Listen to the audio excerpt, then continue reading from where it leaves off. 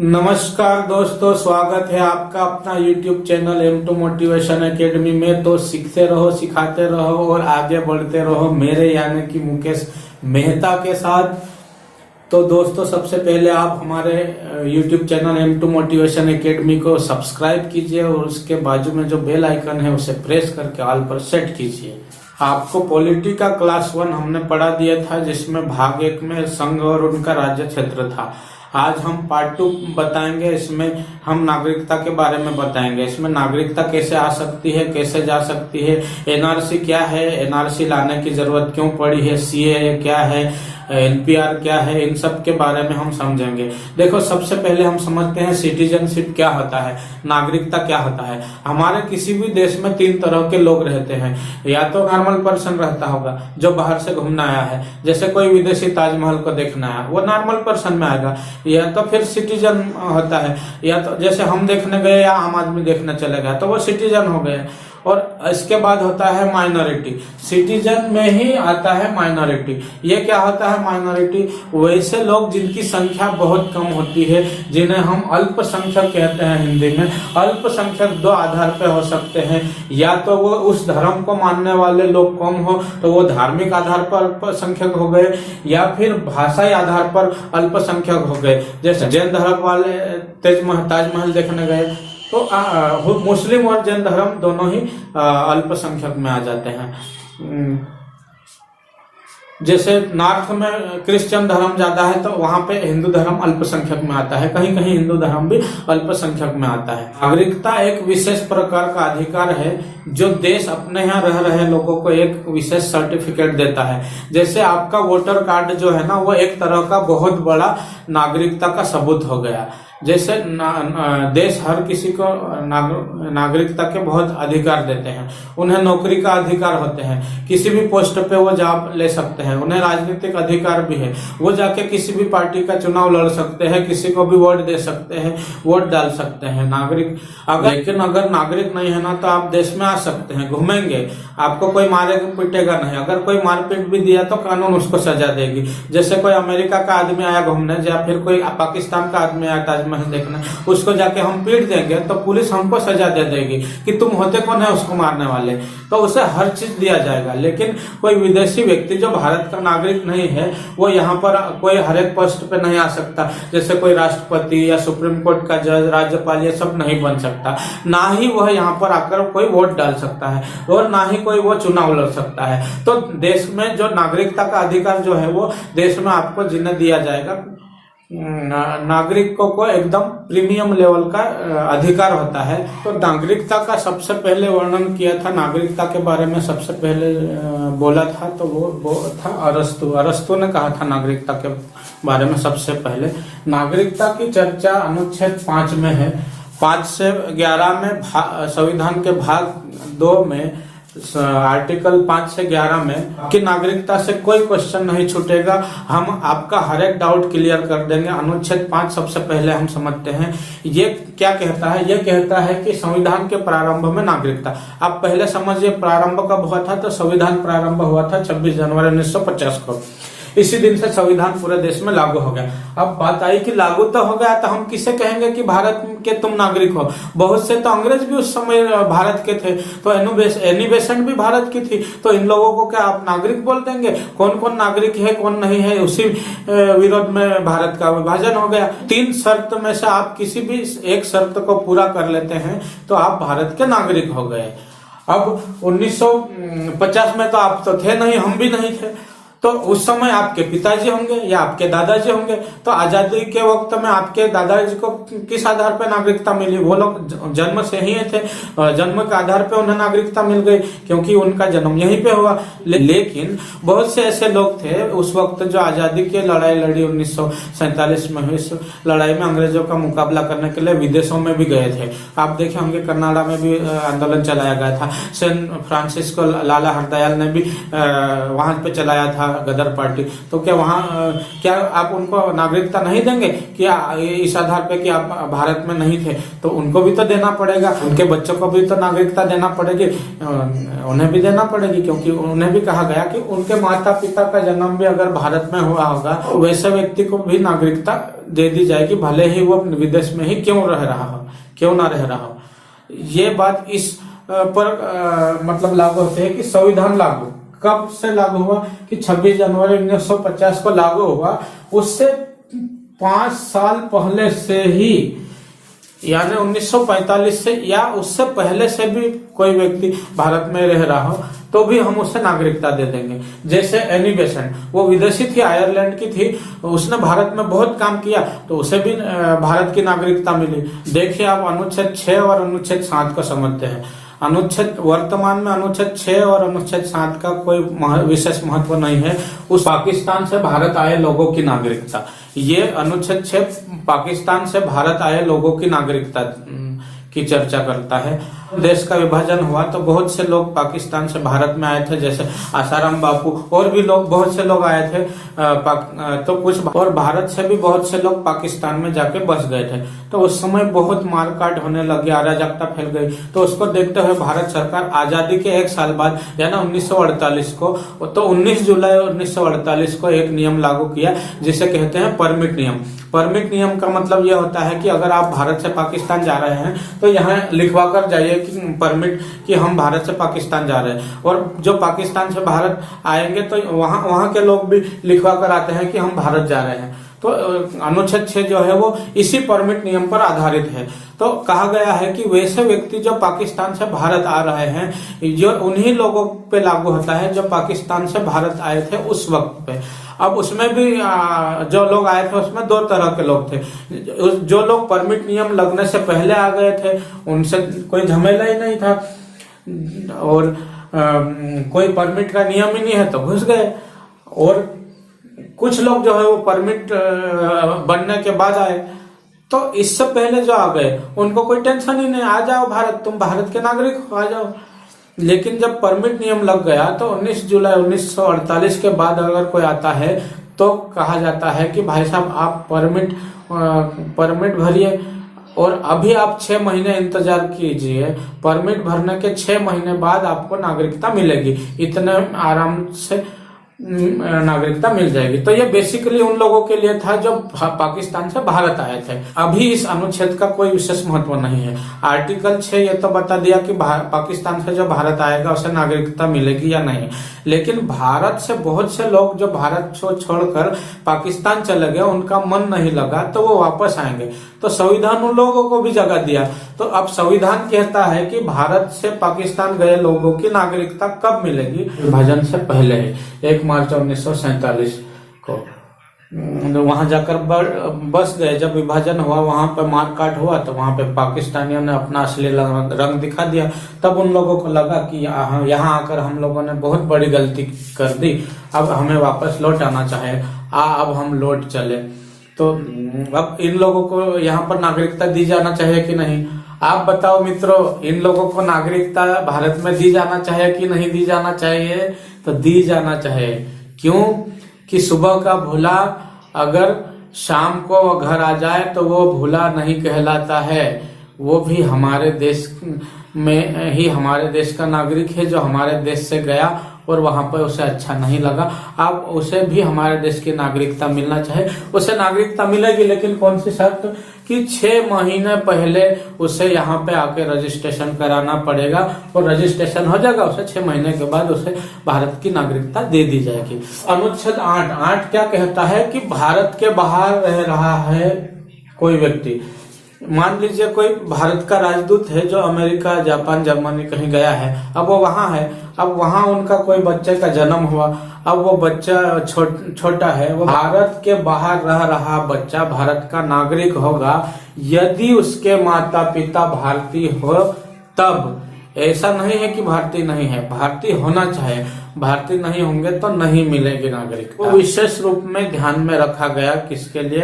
कि वैसे स्वतंत्रता सेनानी जो बाहर में लड़ाई लड़ रहे थे, जैसे ब्रिटेन में इंडिया हाउस की स्थापना किया गया था, बहुत सारे लोग विदेश में क्रांतिकारी आंदोलन को चला रहे थे, अब वो लोग वहां पे विदेश में सेटल थे, अब वहां उनके बच्चों का जन्म हुआ तो उनके माता पिता तो मूल रूप से भारतीय थे, तो उन लोगों को भी अनुच्छेद 8 के तहत नागरिकता दे दी जाना चाहिए।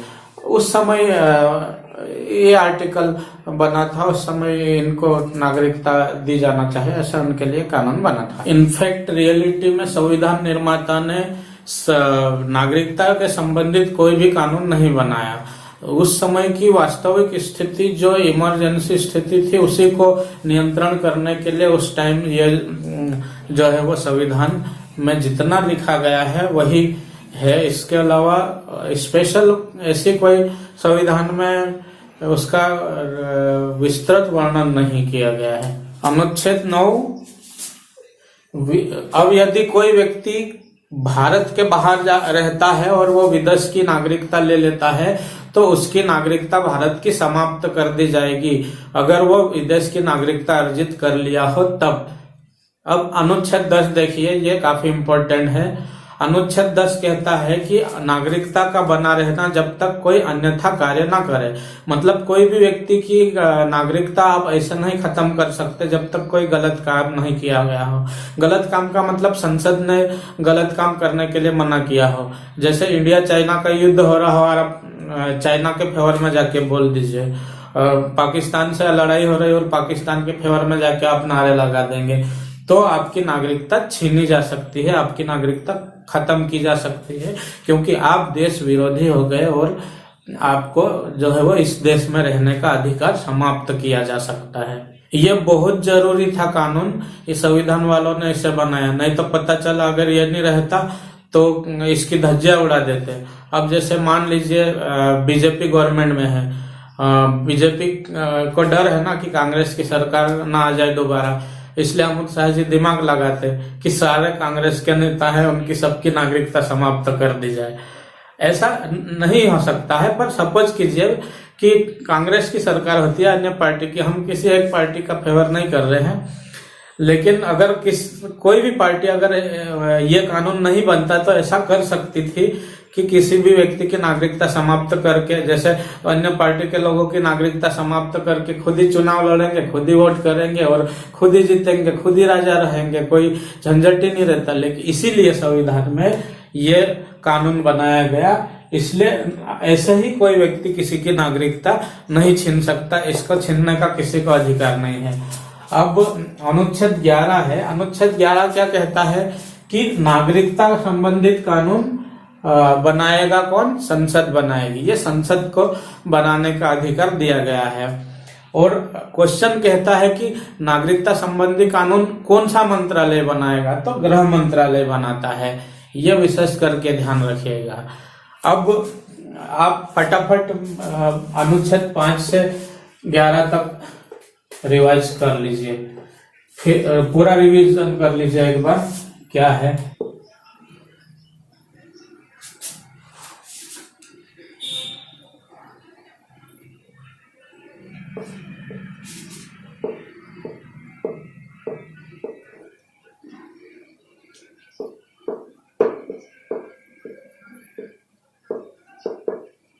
अभी हम इसे 5 से 11 तक फटाफट रिवाइज करते हैं एक झटके में। देखिए अनुच्छेद 5 क्या कहता है? प्रारंभ में नागरिकता जिनका जन्म हुआ उनको मिल गया। 6 क्या कहता? पाकिस्तान से जो भारत आया उसको दे दीजिए। 7 क्या कहता? जो गलती से पाकिस्तान चला गया उसे दे दीजिए, वो इंडियन जो पाकिस्तान से वापस आ गया। 8 क्या कहता? विदेश में रहने वाले लोगों को भी नागरिकता दी जाएगी बशर्ते उनके माता पिता भारतीय हो। और 9 क्या कहता है? अगर विदेश में जन्म लिए हो और माता पिता भले भारतीय हो लेकिन वहां का अपना लिए तो गए, यानी विदेश में सेटल हो गए तो गए। और 10 कहता है नागरिकता का बना रहेगा, आपका कोई नागरिकता छीनेगा नहीं। 11 कहता है कि संसद का जो गृह मंत्रालय है वो नागरिकता का कानून बनाएगा। अब यहाँ से समझिए आगे, यहाँ मेन कहानी शुरू होती है। संविधान वालों ने नागरिकता का कानून वही बना यह था जो उस समय विभाजन हो रहा था उसको ध्यान रखकर, लेकिन वो संसद का अधिकार दिया गया था कि बाद में आप अच्छे से बनाएगा। तो संसद का पहला अधिनियम 1955 को लाया गया था। क्वेश्चन पूछेगा कि नागरिकता देने लेने का कानून क्या मूल संविधान में था? तो नहीं। तो 55 के बाद ऐसा तो हो नहीं सकता कि कोई भी चीज आप परफेक्ट बना सकते हैं। दुनिया की कोई भी चीज परफेक्ट नहीं बनती है, जो उसमें हमेशा सुधार की जरूरत होती है। उसे पहली बार 1955 में अधिनियम लाया गया था। और क्वेश्चन कहेगा कि पहली बार नागरिकता में सुधार कब लाया गया था? 1986 में। लेकिन क्वेश्चन बोलेगा कि नागरिकता संबंधी अधिनियम पहली बार कब आया? तो 1955 में। तो इस तरीके से थोड़ा मोड़ा सुधार 1992 में हुआ, 2003 में हुआ, 2005 में हुआ, थोड़ा मोड़ा 2015 में भी हुआ, और 2019 में तो बहुत बड़ा हुआ, उसमें एनआरसी लाया गया। उसको एनआरसी को हम अलग टॉपिक है, उसे हम अलग से एक वीडियो में समझाएंगे, बहुत ही खास है वो, पूरा विस्तृत उसको समझने के लिए अगला वीडियो जरूर देखिएगा। इसे तो देखिएगा ही, 2019 में तो एनआरसी वाला चीज आया, बड़ा लंबा चौड़ा है, उसको तो विस्तृत समझेंगे हम लोग। अभी एक एक करके हम लोग समझते हैं। नागरिकता अधिनियम 1955 जो है वो आपको 5 विधियों से नागरिकता प्रदान करता है। कहेगा संविधान में हम कितने तरह से नागरिकता ले सकते हैं? तो 5 तरीके से।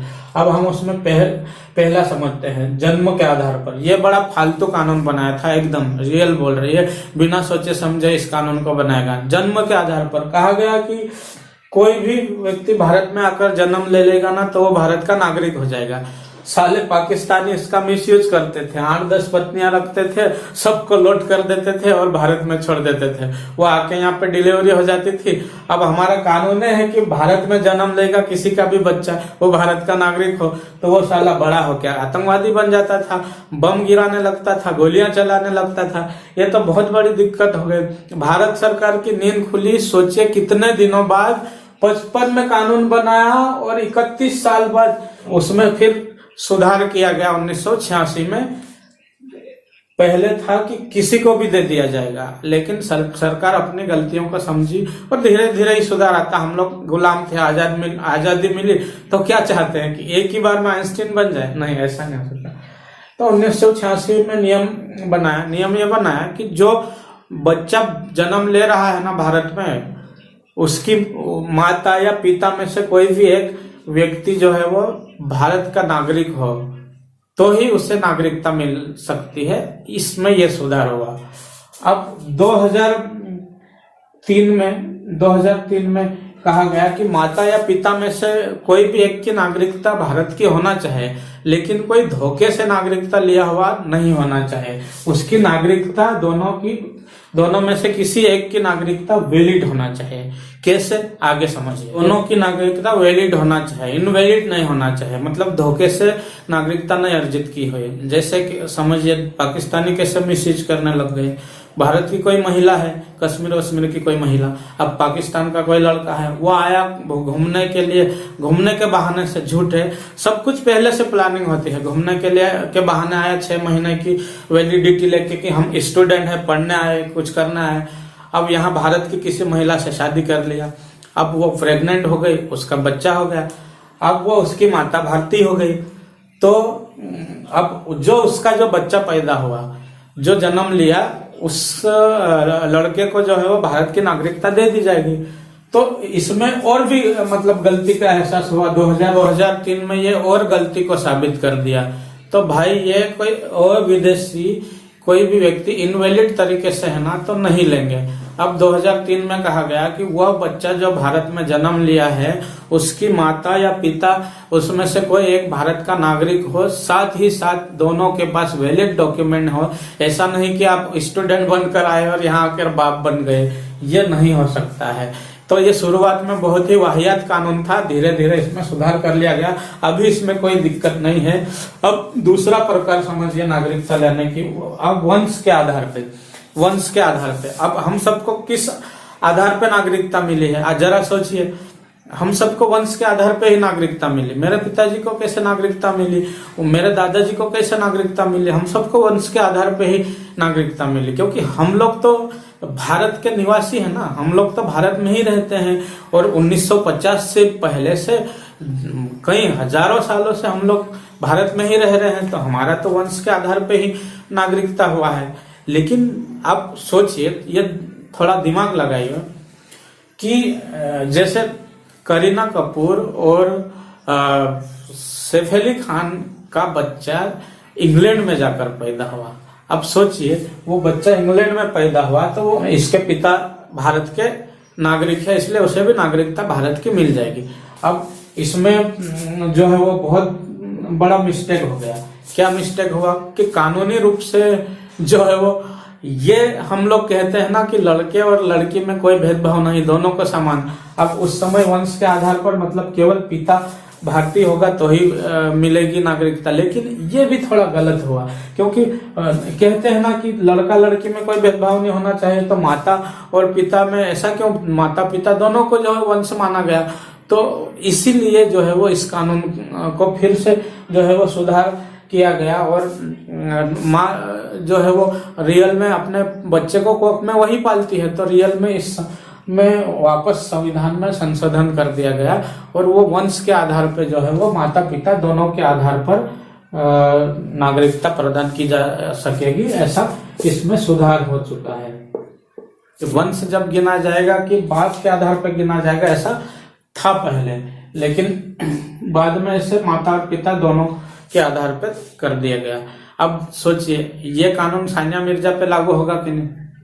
अब उसका जो पाकिस्तान का क्या नाम, उसका शोएब मलिक तो पाकिस्तान का है, और अब आप बताइए कि क्या सानिया मिर्जा की वंश को भारत की नागरिकता मिलेगी? नहीं मिलेगी, क्योंकि संविधान वंश बाप से मांगता है, महिला से नहीं। तो सारी महिलाओं ने क्या सुप्रीम कोर्ट में केस कर दिया कि हम इंसान नहीं है क्या, हमारा लड़का नहीं है क्या? वास्तव में माँ ही अपने कोख में बच्चे को पालती। तो 1992 में इसको वापस संशोधन कर दिया कि माता और पिता दोनों के आधार पे वंशज को जो है वो नागरिकता मिलेगी। अभी वर्तमान में सानिया मिर्जा का जो लड़का है वो जब 18 साल का होगा तो उसके ऊपर डिपेंडेंट है कि वो भारत की नागरिकता लेना चाहे या पाकिस्तान की, वो दोनों में से कहीं से भी ले सकता है। अब उसके माता या पिता किसी के भी वंशज के आधार पर मिल जाएगा। अब उसको या तो वो पाकिस्तान की लेना चाहता पाकिस्तान की, या इंडिया की लेना चाहता इंडिया की। अब तीसरी विधि समझिए, तीसरी विधि मतलब बाय रजिस्ट्रेशन। इसे रजिस्ट्रेशन मतलब फार्म भर के पंजीकरण करके आप नागरिकता ले लीजिए। आप मान लीजिए भारत में नौकरी करना है, विदेश के थे आप, अमेरिका या इंग्लैंड के, आपको भारत बहुत जचने लगा, आप कहें कि अब हम यहीं रह लेते हैं, तो आप फॉर्म भर लीजिए। फॉर्म तभी भर सकते हैं आप जब कम से कम 7 साल यहाँ रह रहे हो। ऐसा नहीं कि आप आए यहाँ घूमने 1-2 महीने और आपको नागरिकता मिल जाए, ऐसा नहीं, बिल्कुल नहीं। आप कम से कम 7 साल रहना चाहिए। अब मान लीजिए आप भारत में आए, भारतीय किसी लड़के से आप विवाह कर लिए, अब विवाह करने के बाद आप 7 साल यहाँ रह लिए, तो 7 साल के बाद आप यहाँ वैलिड हो गए। अब 7 साल से पहले आप यहाँ पर फार्म ही नहीं भर सकते। आप 7 साल हो गए तो पंजीकरण यानी कि रजिस्ट्रेशन आप कर सकते हैं। रजिस्ट्रेशन के आधार पे आप नागरिकता ले लेंगे। माता पिता दोनों के आधार पे होती है, और हम लोग को तो मिला है वंश के आधार पे ही, हम लोग तो भारत में ही जन्म लिए हैं। रजिस्ट्रेशन कहते हैं इसे, बाय रजिस्ट्रेशन कहते हैं, बाय रजिस्ट्रेशन। 7 साल रहने के बाद अब आप एलिजिबल हो गए। 7 साल से पहले आप फॉर्म ही नहीं भर सकते। 7 साल हो गया तब आप पंजीकरण यानी रजिस्ट्रेशन का फॉर्म भर लेंगे, और मिनिस्ट्री ऑफ होम अफेयर्स, गृह मंत्रालय में मिलेगा, और वहां से नागरिकता आपको मिल जाएगी। अब ऐसा नहीं कि पाकिस्तान के सारे जो है वो आतंकवादी आके 7 साल यहीं रह गए, यहीं घुस गए, 7 साल रह गए करके। 7 साल रहने में क्या जाता है, 7 साल ट्रेनिंग लेगा, सब गली मोहल्ला देखेंगे, किधर से किधर भागेंगे। जैसे कहा जाता है आईएएस बनने के लिए आपके पास ग्रेजुएशन होना चाहिए, तो इसका मतलब ये थोड़ी कि आपका ग्रेजुएशन हो गया तो बना दीजिए आईएएस, ऐसा नहीं है। एलिजिबिलिटी होता है, उस पर भी सरकार का मर्जी है, देगा कि नहीं देगा, वो सब ट्रैक रिकॉर्ड देखेगा, आपका पूरा ट्रैक रिकॉर्ड मिलाएगा, तब आपको जो है वो दिया जाएगा। इसको मिसयूज ना हो इसलिए धीरे धीरे इसका सुधार किया गया। चौथी नागरिकता समझिए अब देशीकरण, नेचुरलाइजेशन, यानी आप भारत में आए हैं, यहाँ पे ना ही आप नौकरी कर रहे, ना ही यहाँ आप भारत में किसी महिला से शादी किए हैं, लेकिन आप यहाँ घूमने आए हैं, और घूमने आए हैं, अब आप घूमने आए हैं तब आप भारत की 22 भाषाएं हैं, 22 भाषाओं में से किसी एक भाषा को आप जानने लग गए तो आपको भारत की नागरिकता मिल जाएगी। लेकिन उसमें भी एक शर्त है कि 10 साल के बाद आपको मिलेगी। तो धीरे धीरे इसको सुधार किया गया क्योंकि मिसयूज ना हो। आप समझ गए, अब आगे देखिए एग्जाम में कोई क्वेश्चन आएगा तो लेटेस्ट वाला आएगा। एक बार 5 साल का भी था तो इसमें सुधार हुआ और ये 10 साल कर दिए। तो चौथा प्रकार की यह जो नागरिकता है देशीकरण। देशीकरण को हम कहते हैं नेचुरलाइजेशन। नेचुरलाइजेशन का मतलब क्या होता है कि यदि आप भारत में आए हैं, ना ही यहाँ नौकरी कर रहे हैं और ना ही यहाँ किसी से शादी किए हैं, लेकिन भारत में आए हैं और भारत आपको बहुत अच्छा जच गया और आप यहाँ बोली जाने वाली 22 भाषाएं जो अनुसूची 8 में है, कश्मीरी, पंजाबी, उड़िया, मलयालम, संथाल वगैरह, तो इन 22 भाषाओं में से कोई एक भाषा अगर आप जान गए हैं तो आपको नागरिकता मिल सकती है। लेकिन इसमें भी शर्त है कि कम से कम आपको 10 साल यहाँ रहना पड़ेगा और कोई भारतीय भाषाओं में से किसी एक भाषाओं को जानना, और आपका कला और विज्ञान में आपका किसी में से एक अच्छा रुचि होना चाहिए। जैसा अदनान स्वामी पाकिस्तानी गायक है, अदनान स्वामी 10 साल से ज़्यादा से भारत में है और भारतीय भाषा भी जानते हैं, हिंदी जानते हैं, अच्छे गायककार है, कला में उनका योगदान है, विज्ञान में तो है नहीं, और ऐसे उनका अच्छा ट्रैक रिकॉर्ड रहा है, देश विरोधी गतिविधियों में नहीं रहे हैं, तो भारत सरकार ने उन्हें नागरिकता दे दिया। तो ऐसे लोग जो भारत में हैं, तो जैसे विदेश में जैसे जितने भी लोग हैं, कलाकार है, क्रिकेटर है, वैज्ञानिक है, सभी आ जाए, सबको देशीकरण द्वारा नागरिकता दे देते हैं। जैसे आपको देश में ढालने के लिए कम से कम 10 साल रहना ही पड़ेगा, क्योंकि आप किसी 10 साल के लड़के को कहेंगे कि आप हिंदुस्तानी हो तो उसे बेहतरीन ढंग से समझ में नहीं आता है कि हिंदुस्तान और बाहर में क्या फ़र्क होता है। वो भावनाओं में बहकर भले कह दे, लेकिन उसे समझ में नहीं आता है। तो कम से कम 10 साल यहाँ पे रहना। अब पांचवा जो है वो अर्जित भूमि। सिक्किम जो है वो भारत का हिस्सा नहीं था, इसको हम पिछले क्लास में आपको बता दिए थे। सिक्किम को 16 मई 1975 को भारत का हिस्सा बना लिया गया। सिक्किम के लोगों को तो देना पड़ेगा ना, पहले भी तो ऐसे होता था ना कि जैसे मान लीजिए किसी राजा ने किसी दूसरे वजीर पे कब्जा कर लिया, किसी राज्यों को अपने अधीन कर लिया, तो वहाँ के नागरिक को भी तो नागरिकता देना पड़ती थी। ये पहले भी हो चुका है। तो 5 विधियों से नागरिकता देने का, इसको एकदम घोट के पी जाना, ये बहुत ही इम्पोर्टेंट है। लेकिन 3 ऐसी विधियां थी जिससे आपकी नागरिकता छीन ली जाएगी, जिसमें पहला है त्याग करके। अगर आप किसी दूसरे देश की नागरिकता ले लिए तो यहाँ आपको त्यागना पड़ेगा यहाँ की नागरिकता। बर्खास्त कर दीजिए, मतलब कैसे बर्खास्त कर दीजिएगा कि जैसे आप मान लीजिए कि इंडिया और पाकिस्तान का कहीं विवाद हुआ या कहीं झगड़ा हो रहा है और आपने पाकिस्तान जिंदाबाद का नारा लगा दिया, तो आपकी नागरिकता बर्खास्त की जाएगी। मान लीजिए आप पागल हो गए हैं, एकदम मेंटली डिस्टर्ब हो गए। मान लीजिए कोई राष्ट्रपति आ रहा है भारत में, लीजिए अमेरिका का कोई राष्ट्रपति आ रहा है, आप उसके ऊपर थूक दीजिए तो वो कहेगा कि भारत का नागरिक हमारे ऊपर थूक दिया, भारत सरकार आपकी नागरिकता खत्म कर देगी। पागल है साला, पागल घोषित कर देंगे उसको। यहाँ का नागरिक है ना वहाँ का नागरिक है, इसको सिर्फ जिंदा रहने दीजिए और बाकी सुख सुविधाएं यहाँ पे उसे नहीं मिलेगी। वंचित कर देना मतलब बर्खास्त हो गया वो।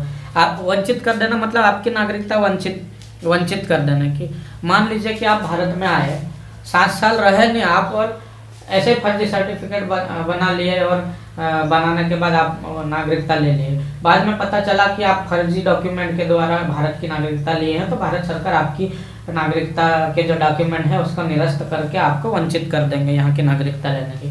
तो 5 विधियां हैं आपको यहाँ पर नागरिकता देने की, और 3 विधियां हैं आपकी नागरिकता छीन लेने की, मतलब आपको नागरिकता त्यागना पड़ेगी। किस किस कंडीशन में, वो पूरा डिटेल हमने इसमें बता दिया है। इसमें 2-3 अधिकार छीन लिए जाएंगे, मतलब वोट डालने का और चुनाव लड़ने का। ये मेन मतलब जो है वो अधिकार है। जैसे राष्ट्रपति नहीं हो सकता, प्रधानमंत्री नहीं हो सकता, IAS IPS नहीं हो सकते, बाकी सुविधाएं मिलेगी, ये मेन चीज़ें नहीं मिलेगी। तो भारत में नागरिकता किस देश से लिया गया, तो ब्रिटेन से हमारे देश की नागरिकता 85% से ज़्यादा हमारे देश की जो संविधान है उसमें 85% बाहर का हिस्सा है। हमारे देश की एकहरी नागरिकता है। एकहरी नागरिकता का मतलब आपके पास सिर्फ भारत की नागरिकता है, लेकिन आप कहीं ना कहीं किसी राज्य में रहते हैं। मान लीजिए कि आप मध्य प्रदेश में रहते हैं, तो आप ये नहीं कह सकते कि हम मध्य प्रदेश के भी नागरिक हैं और भारत के भी नागरिक हैं।